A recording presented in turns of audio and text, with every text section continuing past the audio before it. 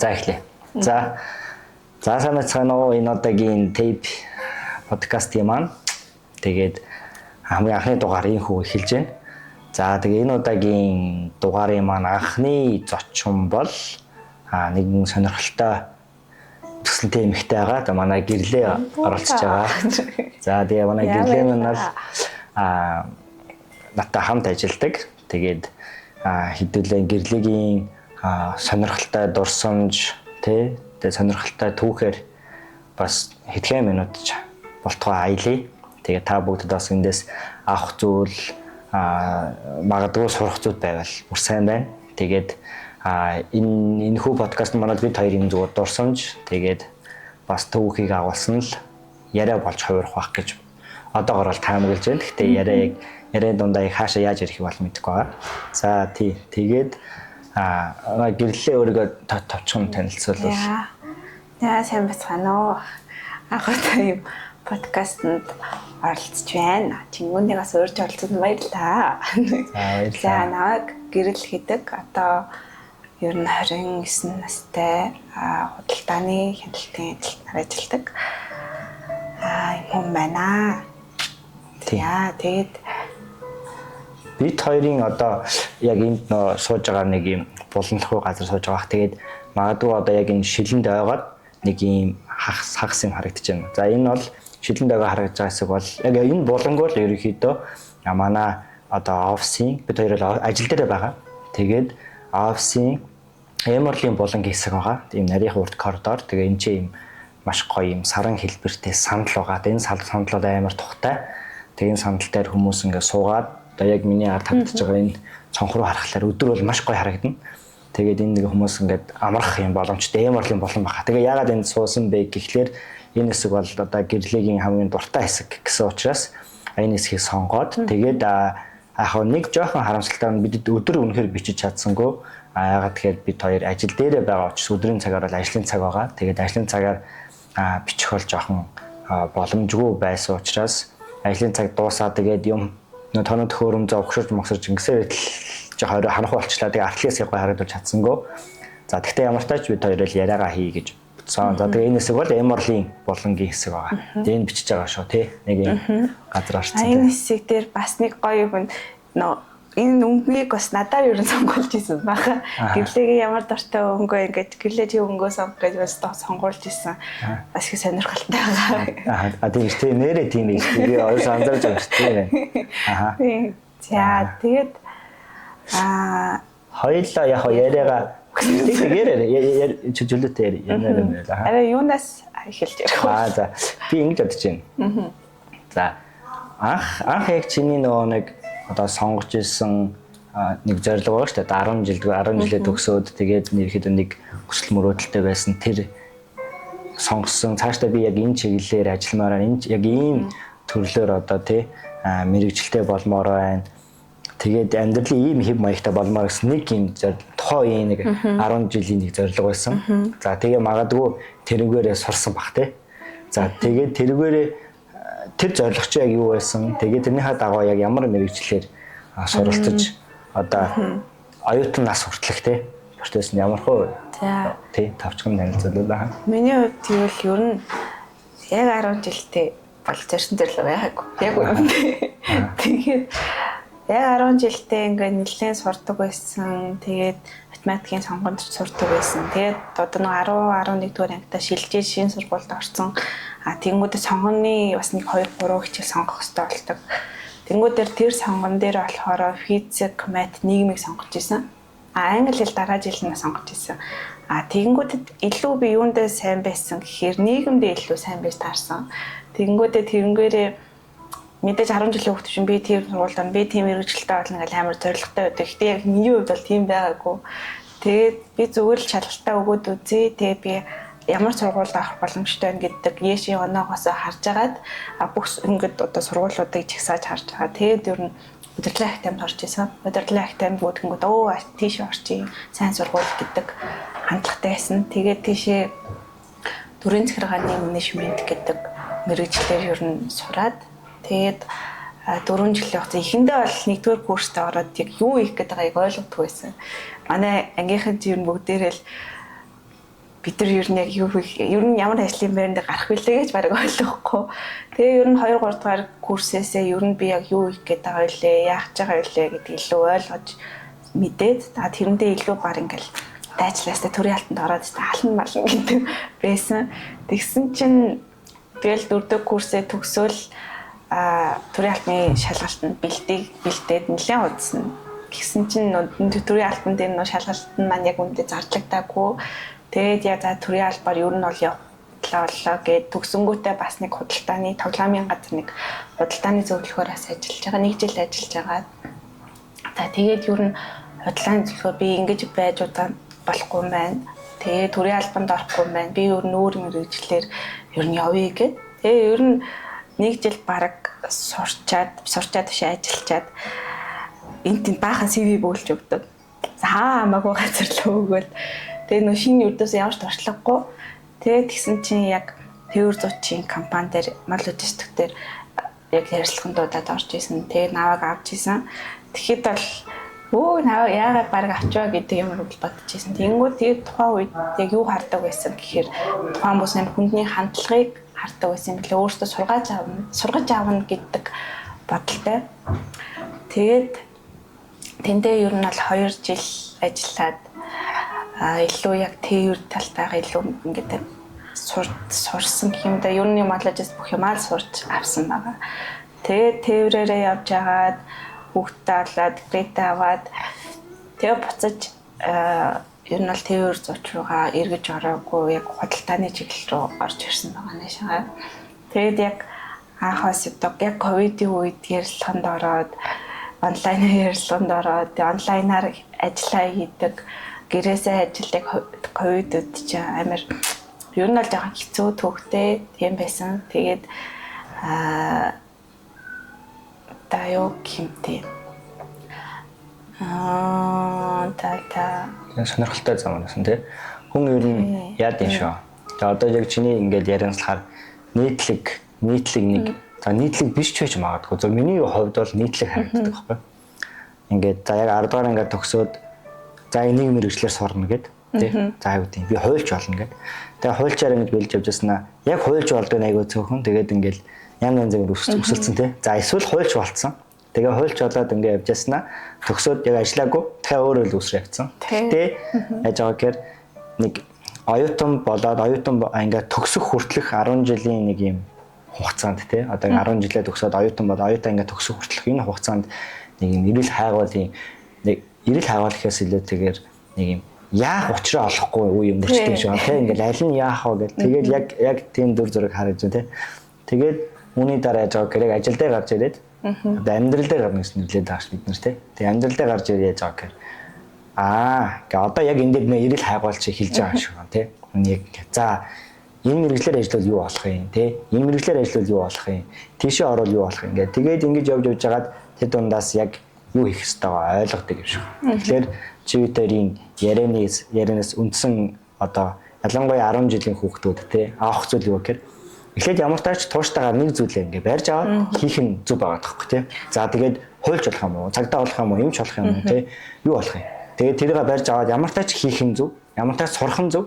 Тэгээд үүний дараа магадгүй их сургуульд орж байгаа бол их сургуульд ороод сурсан дэр. Дөнгөд нэг юм зүйл харагдаад байгаа байхгүй ингээл айгүй ихтэй бизнес хий тэгж мөнгө ол ингэж мөнгө ол те одоо сурж яад юм гэдэг. Яг нэг талдаа бол магадгүй зүг баг. Гэхдээ би яг тийм замаар явж байгаагүй болохоор сайн мэдэхгүй байгаа юм л да. Тэгтээ нөгөө талаар нь юу вэ гэхээр ямар тааж тэр сурж байгаа энэ процесс чинь хүртэл өөрөө ийм тийм 10 жилийн ийм эрэл хайгуул байгаа тоххой. Хүүхдүүд тэр сурсан 4 жил чинь одоо их сургууль сурсан 4 жил нь өөрөө юм ямар ч хэрэггүй байсан гэдэг яриаг би айгүй олон сонсчихсан байхгүй. Би мэрэгчлэр ажиллаагүй шүү дээ. Ингээд ямар ч хэрэггүй 4 жил эцэг хүн мөнгө төлсөн гэдэг.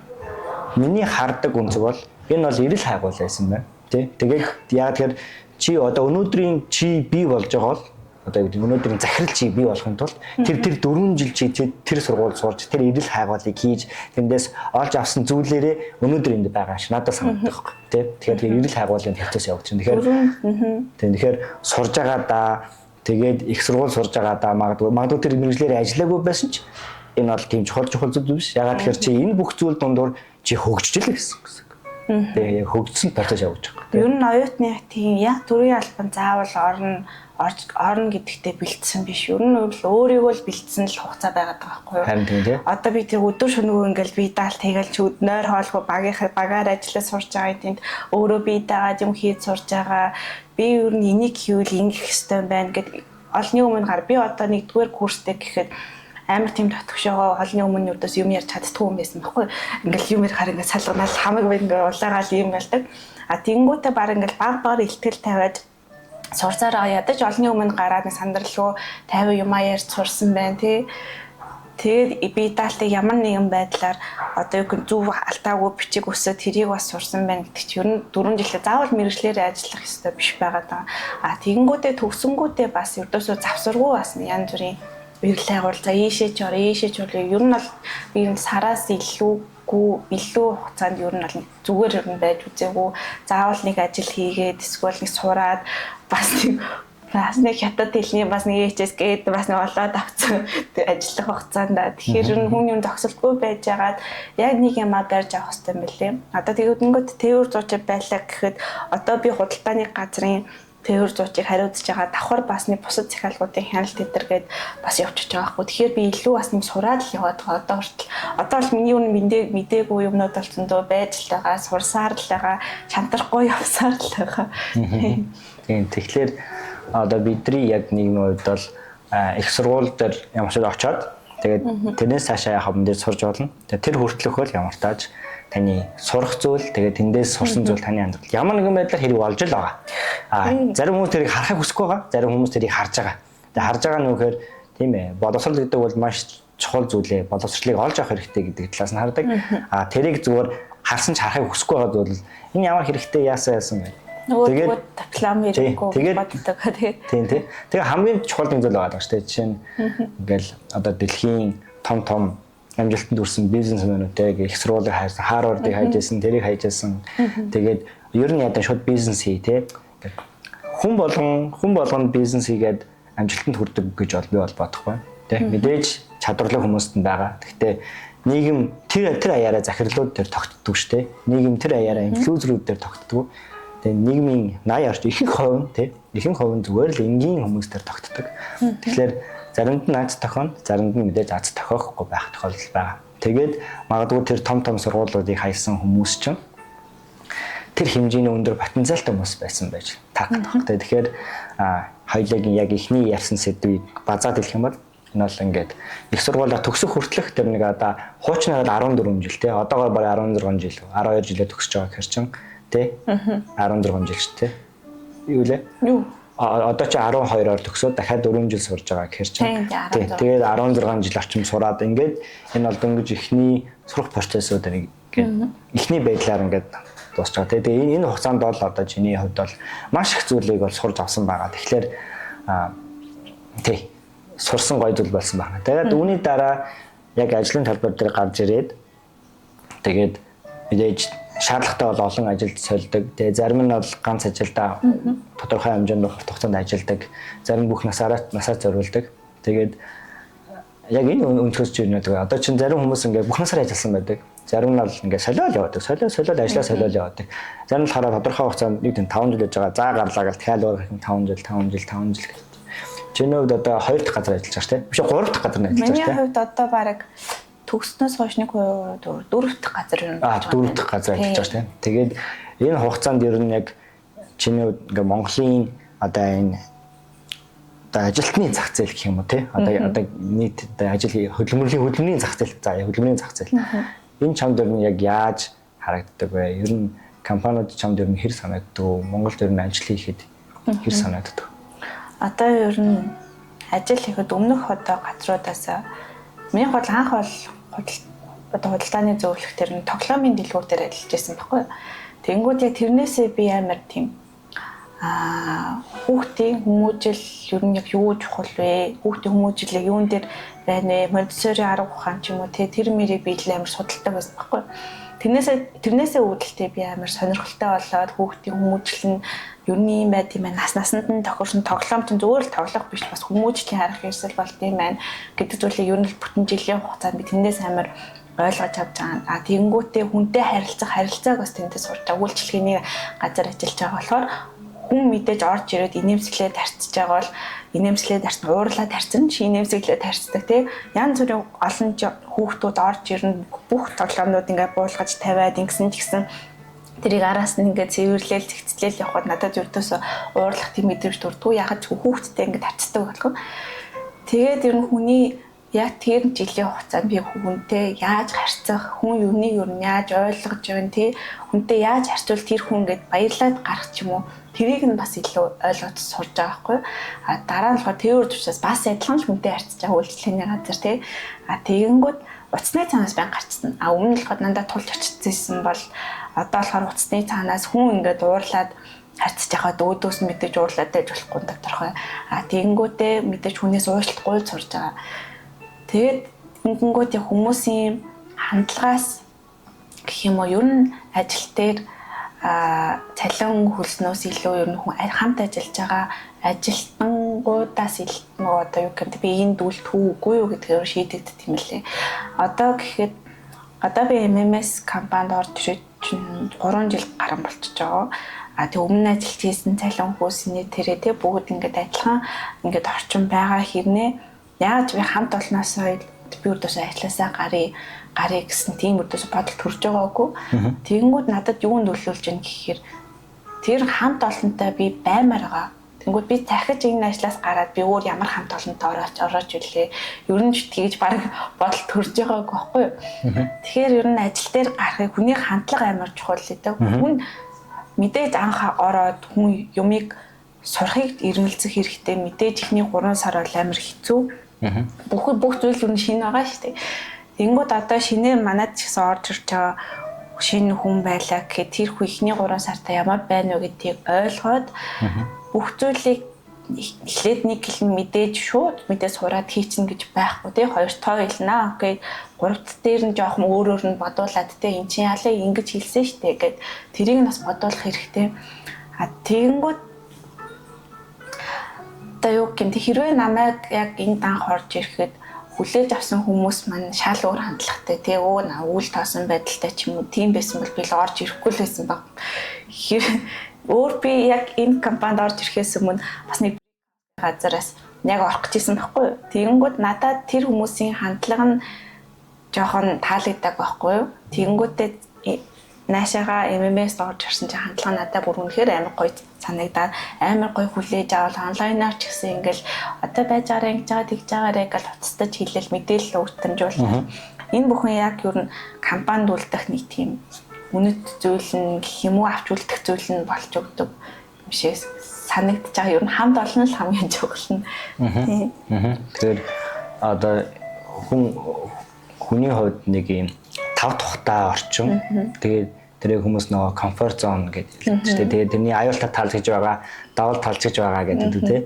Тэнгууд одоо яг хүн ингээл чиний ингээд тав тухтай байдлыг тухайн одоо ажлын орчноос мэдэрж байгаа учраас энд илүү ингээд тав тухтай, тэгээд амар тайван тэгээд магадгүй урт хугацаанд бай тэ ингээд ажиллахыг бол хүсэж шүү дээ. Тэгээд яагаад тэгэхээр эн чинь бидний амьдралын тэ ирж очихтойгоо нэглээ баг 10-аад цаг ингээд энэ донд буцалж өнгөрч байна тий. 7 хоногийн 5 өдөр ингээд өнгөрч.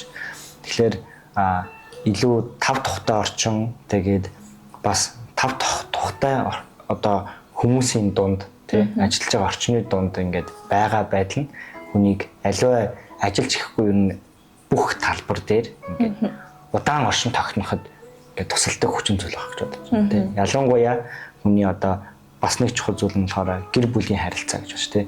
Гэр бүлийн харилцаа ч гэсэн ингээд юм доктортой гэр бүлийн харилцааны хүмүүсийг хараад ахлаар яг тэгээд аахгүй юм. Хин тухайн одоо гэр бүлийн дунд ингээд тав тухтай байдлыг мэдрээд байгаа. Тийм учраас тухайн харилцаа ингээд урт хугацаанд ингээд үргэлжлээл энэ хийндээ тав тухтай байл.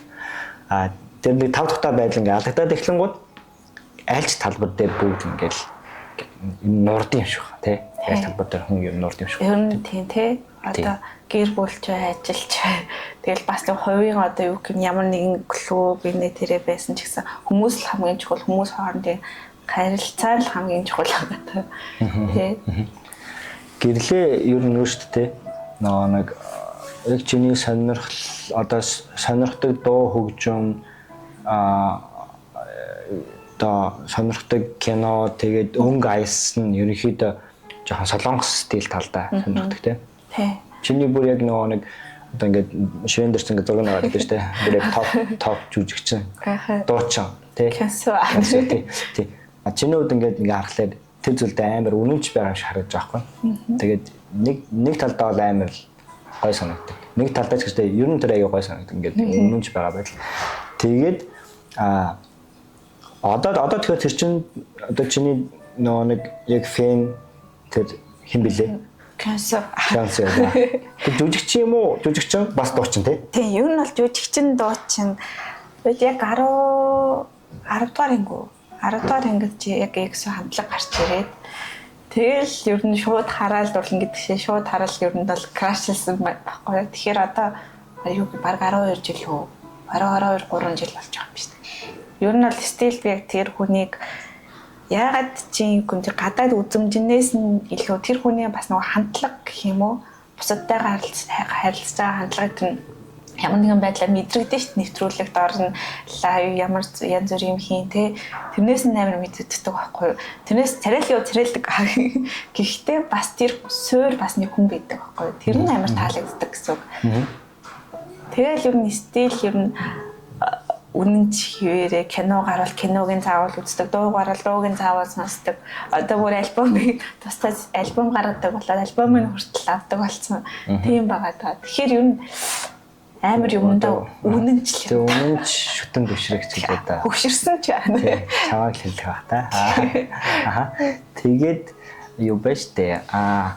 Одоо чиний за тэрнээс өөр ер нь юу K-pop-ын талаар яг сонсож байгаа таалагдж байгаа хамтлаг дуучин кино жүжигчин байдаг уу?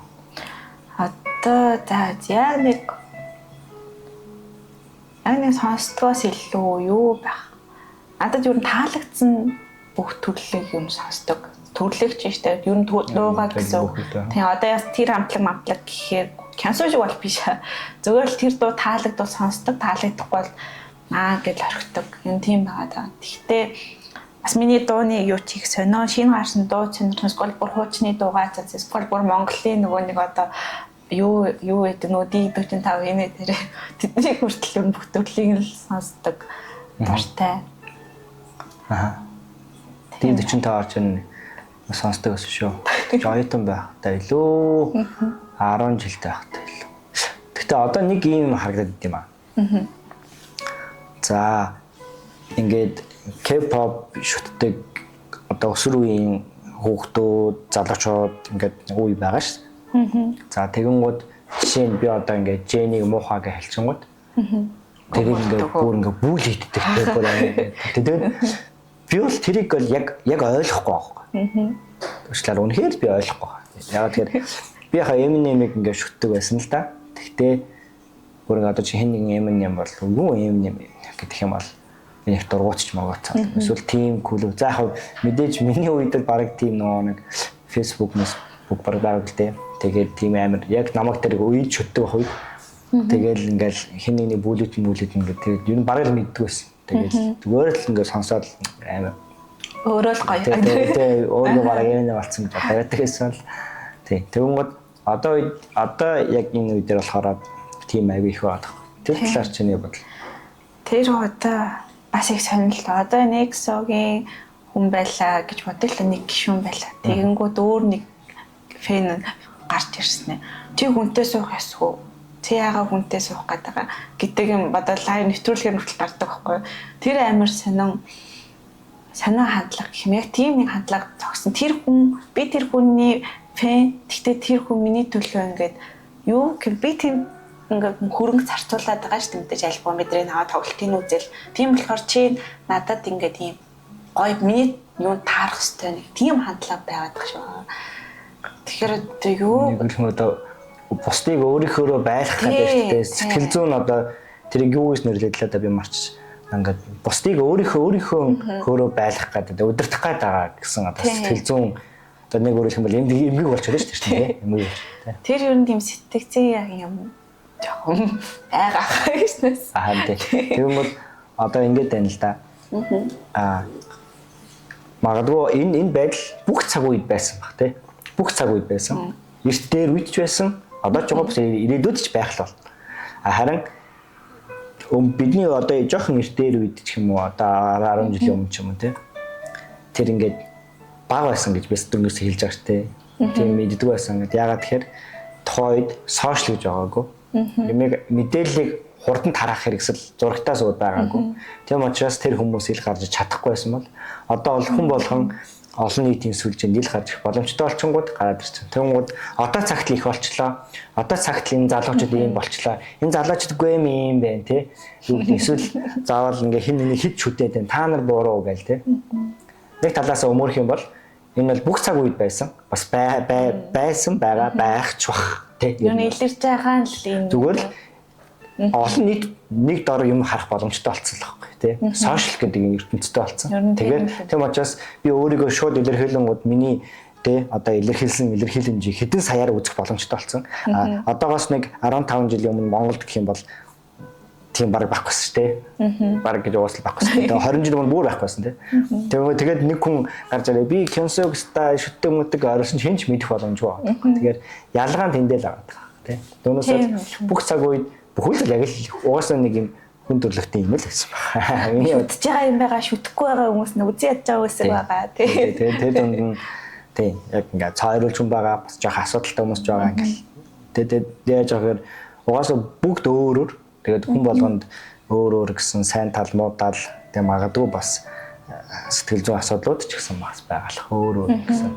Гэвлэгийн ер нь нэг сэтгэл зүйн яг дийлэнх байдаг одоо темпийн яг юу юм бэ? Одоо минийх мод гэх юм уу мууд тий. Минийх ч ер нь сэтгэл санаа ер нь бол дээш нь доош нь амар явдаг баг. Нэг бол амар хөөрөл өстэй нэрээ гэлхийн нэг болохоор бүр өстэй тултал юморол өстэй би л бүтэхгүй байна, миний бүх юм болохгүй байна. Би надаас л боллоо гэсэн нэг тийм гарна сквал өстэй нэр өстэй гоё яана өстэй гэх. Би яг сэтгэл зүй дээр ер нь сэтгэл бишээ сэтгэл хөдлөл дээр ер нь амар шууд илэрхийлчихэд байдаг. Тэгэнгүүт та юм ярьж. Ер нь сэтгэл хөдлөлөө яг сайн удирдах чаддгүй л байгаа та. Тэгтээ чи ерөнхийдөө тодорхойлсон уу? За би нэг иймэрхүү темпераментийн хүн юм байна да. За би энэ үед ингэдэг дээ гэх. Одоо ер нь нөгөө интроверт, экстраверт гэж ярьдээ шүү дээ. Ер нь интро нь бол давмгай байдаг. Тэгэнгүүт одоо яг нөгөө юу хүрээллээ мэдсэн одоо танил хүмүүстэй гэх юм уу татны хүмүүстэй бол өстэй амар галзуу байж чаддаг. Яг ингээд шинэ орчинд ингээд шинэ хүмүүстэй бол үнэхээр шууд сайн байна уу гэд харьцаж бол ингээд өдөрсөө чаддгүй.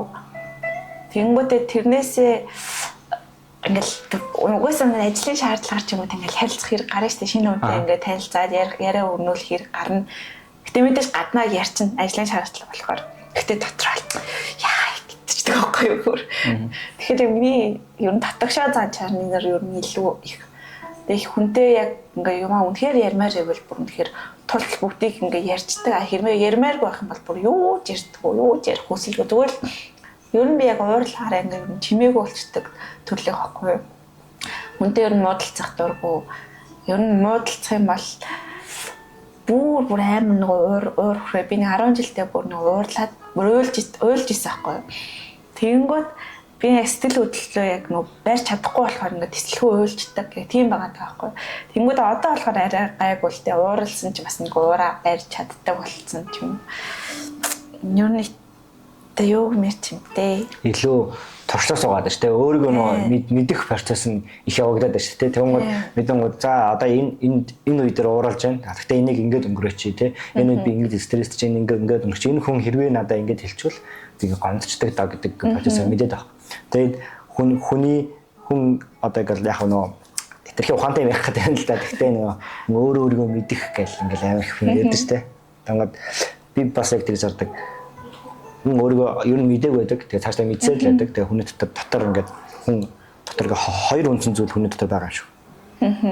Дотор. Тэгээ нэг хоёр өөр сэтгэл зүг ингээд байгаа. Надад л тэг санагдаад. Дотор хоёр өөр хүн байна. Одоо Чингүнэ гэсэн хүн байгаа.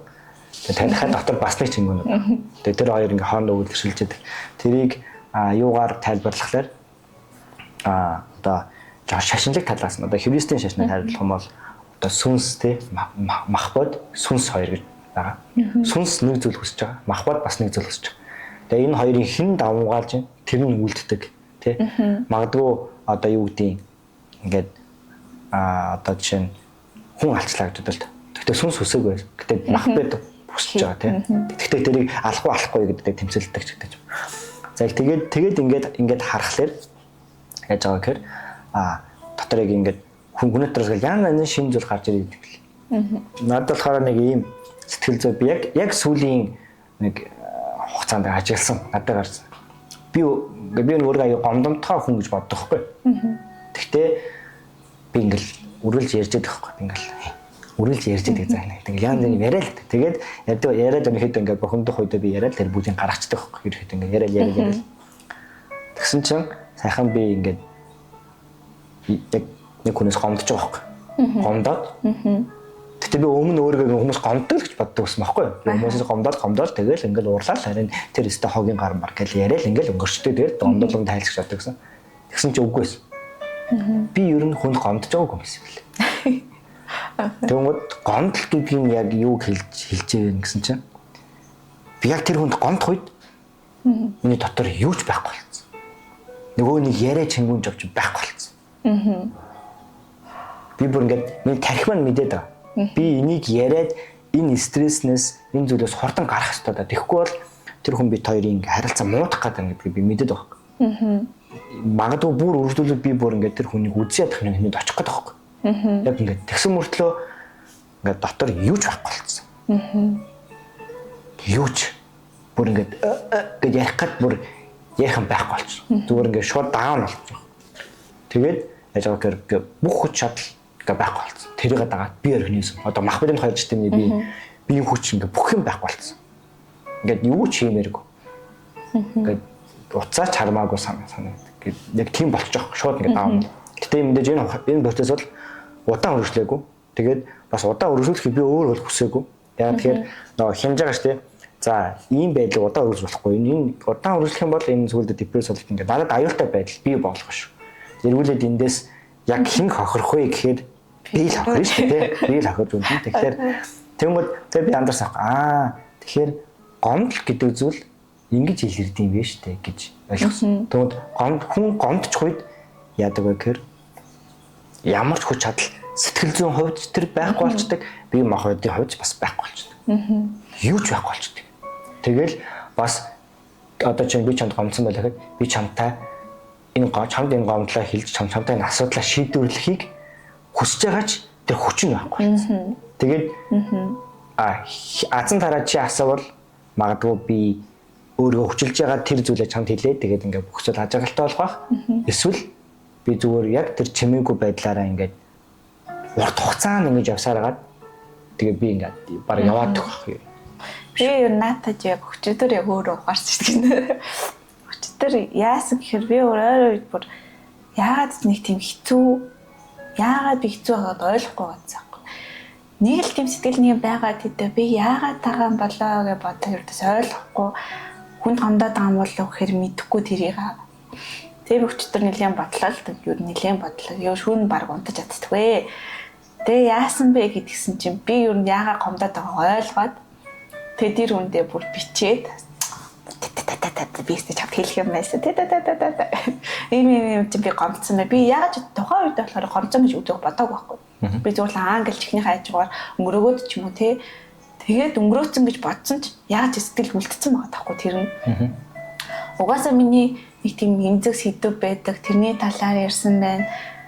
Тэгээд бүр үнэхээр хичээгээ тагчин тэр нь болохгүй байсан талаар ярьсан байна те. Миний тэнгууд би тэрэнд гомдсон байгаа таахгүй хэрэгэ бодсон чинь те би бүр байж чаддаггүй. Тэгээд нөгөө хүндээ бичээд ингээд нэг ганцхан байна ингээд айтайхан баяа да гэл хэлсэн чинь надад гоё болсон. Би тэр хүнтэй ярилцмаар байсан байхгүй. Тэгээд тэр талаараа ярилцаж хэлж ойлгуулад энэ байдлыгаа ингээд зогсоох хэрэгтэй. Тэгвэл цаашаач гомдоод байх байсан байгаа байхгүй. Тэгээд би ингээд хэлсэн чинь амар тавширсан. Тэгэхээр цаашаа тийм асуудал гарахгүй маань. Одоо ингээд хэлсэн би юу юунд гомдоод байгаач ойлгочлаа. Тэгэхээр ер нь тэгтээ тэрнээс гадна бас би бас үгүй гэж бас хэлэх амар биш үгүй гэж хэлж ер нь сурах хэрэгтэй. Би ингээл за гэж бүгдийг ингээл за гэж хүлээж аваад ажил дээрч тэр амьдрал дээр тий тэг тусам би өөрөө хүсээгүй юм шиг хүсээгүй хэрнээ тэрийг хийгээд байсан. Тэнгүүдээ нөгөө эргээд ингээ батсан чинь тэр нь ингээ амар тийм надад хэцүү юм болж таарсан байгаа байхгүй юу? Хэцүү дарамт гэх юм уу? Нэг яснаа. Тэгэхээр одоо би зүгээр л хүсэхгүй байгаа юмтай үгүйгээ хэлчихье. Тэнгүүд ядаж би ингээд хөнгөрөх юм бэлээ. Яг тэрийг ойлгоод өнөөдөр амар гоё тийм гоёгаад байгаа байхгүй. Тэгэхээр ямар ч тааж өөрийнхөө сэтгэл зүг аюу сайн ойлгож ш тий тэр зүг ойлгоод тэрийг хурдан засаа тий тэгээд тий өөрийгөө яг ер нь бол ингээд өөрийнхөө доторх хүн руугаа тэгээ өөрийнхөө сэтгэл зүгээ хамгаалах нь аюу чухал юм бэл. Тэгээд тэр тал дээрээ илүү ингээд байг анхаардаг тий. За хүсэхгүй байгаач би энэ байдлаас хурдан гарсан нь ер нь бол тэр шүү. Тэгээд эцсийн үр дүндээ бол ингээд чийл яг явж байгаа л чийл хохирол үлдэх. Тэгээд нэг зүйлийг тий. Тэгээд нэг зүйлийг бас анзаарсан ингээд манай гэр бүл авцуулдаг байхгүй. Тэгээ манай тэрүүгээр ингээд арх уудаг хүмүүс аюу их байдаг. Тэгэл одоо энэ хүмүүс ингээд сэтгэл зүйгаа тэгээд дийлэхгүй сэтгэл зүйн дарамтаа дийлэхгүй ямар нэг асуудалд ороод ингээд тэгэл тэрийн одоо арх тайлж байгаа гэж яг хүн болол мэдж байгаа л да. Гэхдээ ингээд яг сүүлийн байдлаар ингээд бодсон чинь надад тэгдэм шиг санагдсан. Яг жинхэнэ хүнд гомдсон хүн бол ингээд яг бүр үнэхээр хүчгүй болчт юм бэл. Үнэхээр хүчгүй. Бүр ингээд гарахгүй. Тэгэхээр ингээд хүчгүй болсон ийм даун болоод ийм унтсан хүн чинь гэж өгөхөр арх уух үед ингээд тагшлтаа дуу. Ингээд тий нэг да тайвшралт гэхээс илүүтэйгээр ингээд нэг жоохон сэргэх процесс руу орж байгаа гэж би таам гэлж. Тэ ингээд жоохон ингээд сэргээд хав гэдэг жоохон усаад. Гэхдээ буцаал нөгөө нэг би тийм нэг юу тий нэг яриа сонсчихсан аахгүй. Подкаст үзчихсэн байна. Тэгсэн чинь нөгөө арх усны дараа сэтгэл хөдлөл ингээ хөөрдөг. Гэтэ уусны дараах бүр даун болдог. Бүр ундаг ингээ докторгүй болог хайцсан тийм. Тэгвэл нөө яг тэр ингээ хэцүү байгаа зүгээр ингээ хоромхон хугацаанд ингээл бүр даун болж бүр ингээ тэр их ачааллыг ингээ унаад нэмээд явсараа тэгээ сүулдэ яаж живээд ингээ бүр за энэгээр л амьдрал ингээ дуусъя гэдэг бодол руу хөтлөж байгаа. Тэгэхээр олон залуучууд эрэгтэй эмэгтэй олон хүмүүсийг наагадгүй гомдол тэгээд сэтгэл зүй гэдэг зүйл олон хүмүүсийн амьдралыг бас сүрүүлж бич болох юм тий. Тэгээд хэрвээ одоо магадгүй энийг үзэж байгаа хэн нэгэнд та өөрөө ч мэдэхгүй стресстэй л уурлаад эсвэл ингээ хүч чадалгууд юу ч ингээд хүч чадалгүй болцсон байгаад бол ингээд танд хаана газар ямар нэг асуудал байна. Тэгэхээр тэрийг хайж олоорой. Тэгээ хайж олоод тэгээд хүсэхгүй байгааж чадахгүй байгааж би чинь дийлэхгүйсэн ч тэрийг яаж хийж яагаад гаргаад тэгээд өөрийгөө сэтгэл зүйн тий асуудлаас ингээд аваад гарах. Тэгээд одоо бид нар чинь нөгөө нэг юм суурьшмал байдал руу ер нь л ингээд шилжиж байгаа шүү дээ. Тэгээд суурьшмал байдал руу шилжихлээр бидний ажил төрөлж өөрчлөгдөж байгаа. Тэгэл өдөр тутмын хийж байгаа жишээ нь одоо хоёулаа бол ингээд байнгын офис дээр хөдөлгөөнгөө сууж байгаа. Тэгээд жаахан эрт дээр үерүү ингээд буцах юм бол цаг хугацаа жаахан ухраах юм бол одоо бидний аж ахуйч ингээд хөдөлмөр эрхэлдэг ингээд биеийн ачаал хийдэг тэр бүх зүйл ингээд зохицуулдаг. Тэм учраас стресс, гомдол магадгүй өнөөдрийн бидний хувьд сэтгэл зүйн асуудал бага байсан байна. Тэгээд ягаад тэгэхээр нэг юм аргадаг. Хамгийн стресс, депресс бүх юмыг хамгийн төгс шийддэг хамгийн ихний алхам бол дасгал хөдөлгөөн . Тэгээд бид нар чинь баян гэж шийдэг байсан. Харин бидний хувьд бол энэ бол шинэ зүйл юм шиг байна. Энэ шинэ өвчлөл гэх юм уу те сэтгэл зүйн юм өвчлөл бий болж. Тэгээд тэр нь мэдээж ингээд хөдөлгөөнгүй байдлаас тэгээд хотчлолтоос одоо хотчлол бий болж байгаа бүхэл дэлхийн улс орн энэ бүх одоо энэ асуудлууд байгаад байгаа шүү дээ. Тэгэхээр энэс хотчлолтой холбоотой зүйл баг гэж бас нэг талаараа би бол хараад байна. Тэгэхээр ийм зүйл ингээд бий болж байгаа. Тэгээ эндээс ингээд одоо өөрийгөө аврах хамгийн чухал зүйл бол нэгдүгээр тал дасгал хөдөлгөөн баг. Тэгээ хоёрдугаарт хайж өөрийгөө олж тэгээд энэ бүх зүйл ингээд шийдэж байгаа. Тэгэхээр гэрлэгийн одоо гэрлэж гэсэн ингээд тэр асуудал байна. Тэгээд тэрийг олоод тэр дор ингээд дараад яваад байгаа тийм. Бас нэг юм бол би юм 6 бишээ 7 дугаар ангиас өдрийн тэмдэглэл хөтэлдэг. Уусаа бүр бүртээс баг найзууд чгүй ингээл нэг ярьж хөрхөн байдгүй өдрийн тэмдэглэл ам бичдэг гэсэн юм. Тэгээ яа чи нөгөө нэг төрсний дараа нөгөө бичих нөгөө юм маань багассан. Тэгээд нөгөө суух өдөөсөө цаг байдгүй. Тэгээ гинт ингээд нэг хэдэн сарын дараа бүр ингээд тийм дотор юм байгаад идэг. Бас тэрийг илэрхийл мэдгүй. Тийм болохоор яг өдрийн тэмдэглэл ингээд бас хэдэн удсан бичээл тэнгууд яг тайвширчдаг. Би ер нь яг тийм л би ч ер нь л хүн тийм л яг ингээд дотроо бөгссөн байгаа юм англ бичээл ярьж гаргаж ийж тэггүй бол өөр дотроос идээл ах юм лээ. Улам л би л миний л буруу би л юм байна. Яг тийм болчтой юм билээ. Тийм тийм. Скол ингээд юу яадаг бас би хэлмээр байгаа юм аа ингээд хүнд ингээд захаа бичиж өгчдөг. Яг тэр шиг л одоо зүгээр яг сошиалаар бичдэг ер нь тэрнтэй л адилхан л ах та. Ямар нэгэн байдлаар илэрхийлж гаргаж л байгаа хэлбэр болж байна. За ерөнхийдөө бол хоёулагийн яриа дуусах шиг хандж энд хоёул нэлээд удаа тэгээд аль болох олон сэдвийг хамарч ярих гэж бол нэлээд оролдлоо. Тэгээд энэ бол бид хоёрын л дурсамж бодол тэгээд бас бид хоёрт л тохиолдож байгаа зүйлээ ярьсан. Энэ чинь алдаа онооны зүйл бол угаасаа мэдээж байгаа. Тэгээд та бүхэн гоё зөөлнөр хүлээж аваарай. За энэ дугаар маань бол анхны дугаар болж байгаа. Тэгээд цаашдаа илүү туршлагачаад явах бах. Тэгээд магадгүй бас дараагийн удаа бид хоёрт бас гоё сэдв байвал дахиад гоё ярилцах сэдвийн талаар ярилцах боломжтой. Яг одоо бол өөр илүү гоё сэдв болоог орж ирэхгүй байна. За тэгээд гэлээ дургуй сэдв байна. Яа. Бас ялгаатай яг одоо. Тэгээд бид хоёр болохоор MMS Green Building гэдэг Монголын анхны ногоон барилга дотор энэ хөө бичлэгээ бичиж байгаа. За тэгээд дараагийн бас хэд хэдэн дугаараар магадгүй энд бичихдэх бах.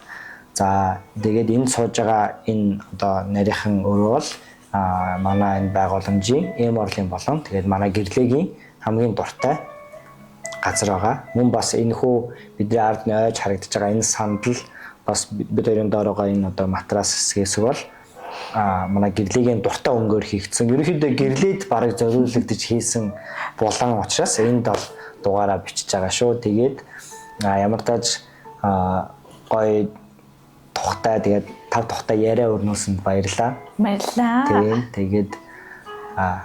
Тэгээд дугаар маань энд хүрээд өндөрлөж байна. За тэгээд дараагийн дугаараар эргээд уулзах. Мавай, мааштай. Бай. За өөр ярих юм байх гэсэн те.